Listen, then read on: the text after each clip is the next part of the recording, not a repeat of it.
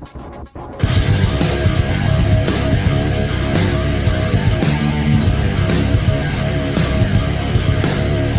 and welcome back to my kitchen. And today I'm going to be making no-knead caramelized shallot dinner rolls. To start off the recipe, I've heated up a skillet and I'll be adding in a half a teaspoon of olive oil and melting down 1 tablespoon of butter. Next I'll be adding in 5 large diced shallots, half a teaspoon of sugar, 1/4 of a teaspoon of salt, and 1/8 of a teaspoon of black pepper. These are going to saute on a low heat setting for about 25 to 35 minutes or until they start turning golden brown.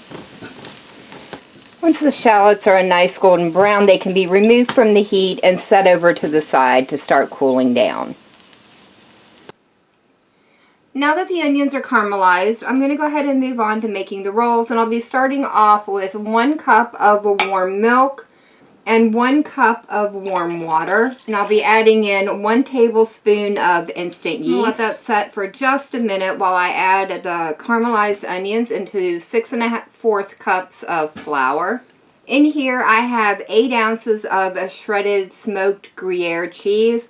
It doesn't have to be smoked, that just happened to be what my grocery store had on sale the other day. And it does add a nice smoky flavor to the rolls. I actually prefer it. Once these are lightly tossed together, I'm just going to set them over to the side and bring over the milk yeast mixture. I'm going to be adding in 1/4 of a cup of melted butter, 1/4 of a cup of white granulated sugar, 2 lightly beaten eggs,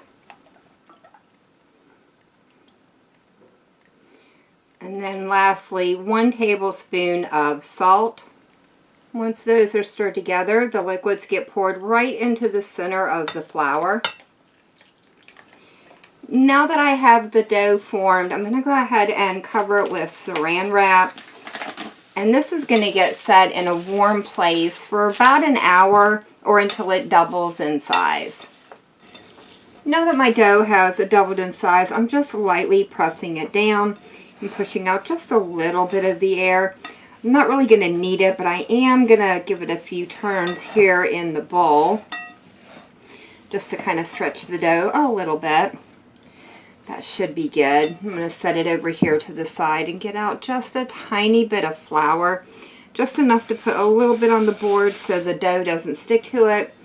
And then I'll be forming these into 24 equal sized portions. I'll roll it here on the cutting board to shape them, but that's roughly what they should look like. And then these are going to go into I believe this is a 10 by 15 inch baking dish, but you could also do this in 2 9 by 13 inch baking dishes, and it's been liberally sprayed with cooking spray.